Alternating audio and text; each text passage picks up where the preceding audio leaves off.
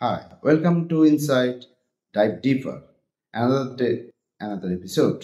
আজকে আমরা দারুণ টপিক শিখব how to learn English easily. ইংরেজি শেখার সহজ উপায়। অ্যাকচুয়ালি যে কোনো ভাষা শেখার জন্য ওর সাথে সময় বেশি বেশি করে আমাদেরকে কাটাতে হবে। যেমন করে আমরা মাতৃভাষা শিখি একইভাবে ইংলিশও সেম পদ্ধতিতে আমরা শিখতে পারি। সো ইংরেজি ভাষা শেখার জন্য আমরা LSRW মেথড ইউজ করব। তো এই মেথডের ফার্স্ট স্টেপ হচ্ছে লিসনিং বা শোনা। যত বেশি বেশি করে আমরা যে কোনো ভাষা শুনবো ততই আমাদের মধ্যে রপ্ত হতে থাকবে, আমরা হ্যাবিচুয়েটেড হতে থাকবো, অভ্যস্ত হতে থাকবো ভাষাটার প্রতি। ইংলিশের ক্ষেত্রে এই ব্যাপারটা ব্যতিক্রম নয়। আমাদেরকে বারবার ইংলিশ ভাষাটা শুনতে হবে। We will listen to different audios, audibles, videos, programmes আমরা শুনতে পারি। সেকেন্ড স্টেপ হচ্ছে স্পিকিং। যত বেশি বেশি আমরা শুনবো তার সাথে সাথে আমাদেরকে ওই ভাষাটাকে স্পিক করতে হবে, কথা বলতে হবে, ওই ভাষাতে কথা বলার চেষ্টা করতে হবে।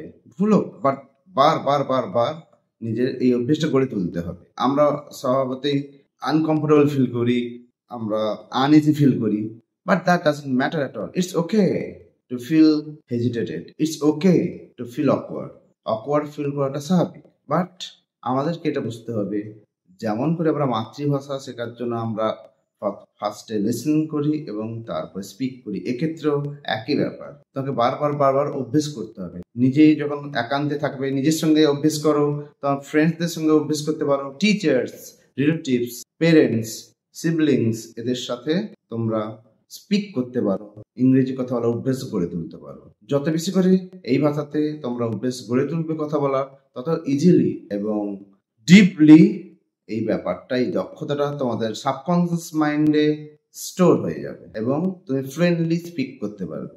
থার্ড যে স্টেপ ইংলিশ ল্যাঙ্গুয়েজ শেখার জন্য, ওটা হচ্ছে রিডিং।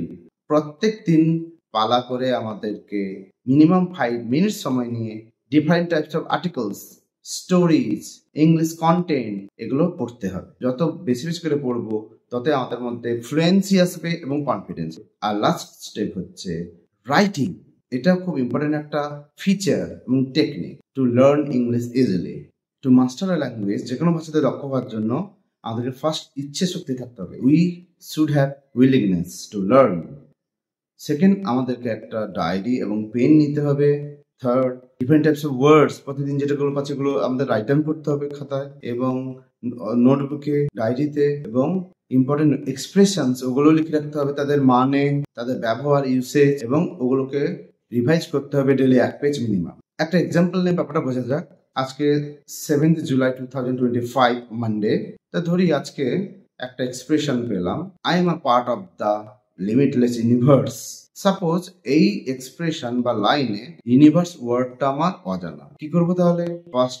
ফার্স্টে পুরো সেন্টেন্সটা লিখবো, তারপরে ইউনিভার্স ওয়ার্ডটা নিচে আন্ডারলাইন করবো, ওই আন্ডারলাইন করা ইউনিভার্স ওয়ার্ডটা নিচেই লিখবো, ড্যাশ দিয়ে ওর পার্ট অফ স্পিচ ব্র্যাকেটের মধ্যে লিখবো। ইউনিভার্স হচ্ছে নাউন, সেই জন্য এখানে নাউন লিখেছি আমরা।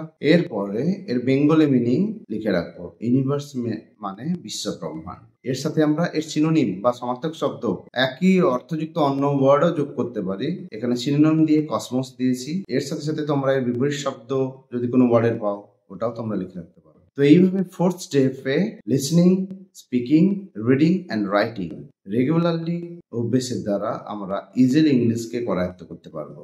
And we will understand English easily.